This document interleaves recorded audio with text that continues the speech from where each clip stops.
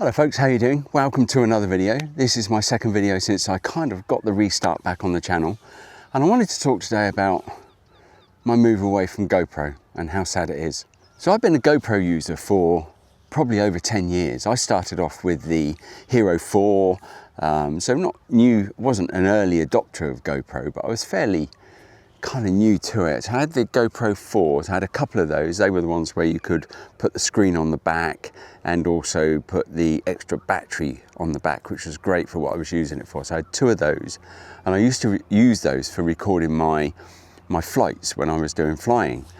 And there's an airplane now, so as you can hear, that's where I used to fly from. So as you can see, I've picked a nice quiet place to make a video today. But you know, it's all about, you know, how much noise does this mic pick up and all that kind of thing. So it's all done for reference, really. I'm not really worried about it today. It's not like I'm making a movie or something. So yeah, started with the Hero 4s, which I really liked. I thought they were a good little camera, particularly with the battery on the back, and it would last hours. I'd go for a flight in the aircraft and I'd be able to get, you know, a good couple of hours out of filming, but it was only 1080p and sometimes lower than that then.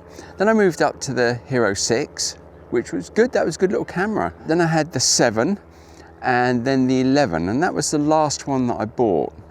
And the biggest problem across all of the cameras, and I don't understand why they never fixed it, and I think it's been part of the problem for GoPro really, is on all of them, I remember having to pull the battery out to restart the camera, which is, when you're using it for doing proper filming or something like that, it's just untenable to have to keep yanking the battery out to make it work again. For me, I just don't, there's two things. It's that I'm just fed up with having to pull the battery out and all that kind of stuff. And it just, everything else I really liked about the GoPro, apart from, it was always a bit difficult to get rid of some of the grainy imagery when you had, you know, fast motion when you were on a bike or something like that, on maybe doing some off-road cycling or something. So that was always a bit tough to get the filming right. But one of the biggest problems has been, how do you get good sound into the GoPro? And they had the kind of like dongle thing that you could get, which was good, but it's still an extra thing you had to buy for 50 quid. And then you had to buy the mic and stuff as well. All right, you could buy the case on the later ones that had the media mod and all that kind of stuff, but it was still a bit of a faff really. Along with pulling out the battery to be able to get the things to work, which was more often than not convenient.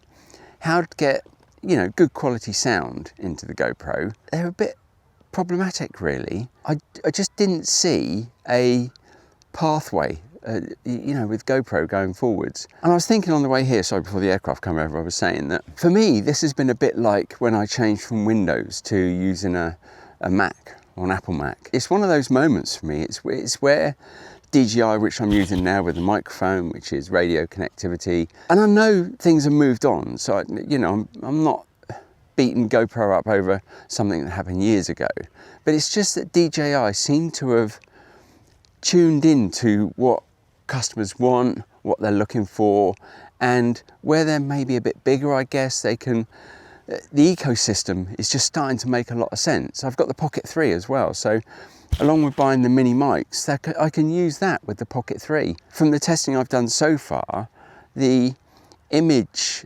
codec between the Action 5 and the Pocket 3 seems to be really good. Yeah, so for me, it's this change between one ecosystem to another, that change from using Windows to being a Mac user, and again GoPro to being a DJI user. I've got a DJI drone as well, so you know, I'm kind of bought into the system, the app and all that kind of stuff as well, so it just makes sense. So yeah, so it for me is a little bit, without being too dramatic, a little bit rest in peace. And I'll say, you know, I've enjoyed my time with the GoPro. It's enabled me to film quite a lot of the things that I've been doing, but particularly my flying. You know, I had the GoPros all around the aircraft, and then I would get back and link up all the audio from them. I'd recorded the air traffic audio, all that kind of stuff. And it worked, but it was still problematic. But overall, I'm happy with the move to the DJI stuff. And it's just one of those things that you get to in your life where you change your kind of loyalties really. And for me, the big thing was, oh, you know, having to pull that battery out every time. That was so frustrating. Anyway, here we are, look, on the Action 5 and the Mic Mini, and hopefully coming through loud and clear, and I've been really pleased with it. So there you go, that's my thoughts on changing from GoPros to DJI. It's not for everybody, I'm not telling anybody else to do it, it's just where I've got to, and so far I'm really pleased with it. And just on time, there's another aircraft. So anyway, that's today's video. See you on the next one.